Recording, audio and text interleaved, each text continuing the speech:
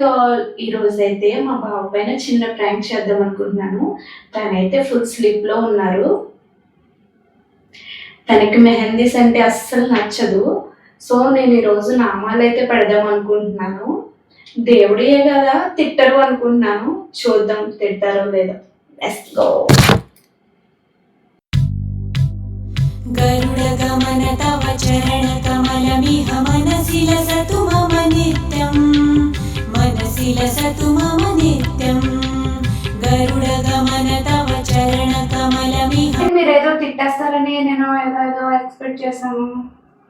ఎలా చదువుతాను దేవుడి నామాలేసి తిట్టడానికి కూడా లేకుండా లాక్ చేసావుగా.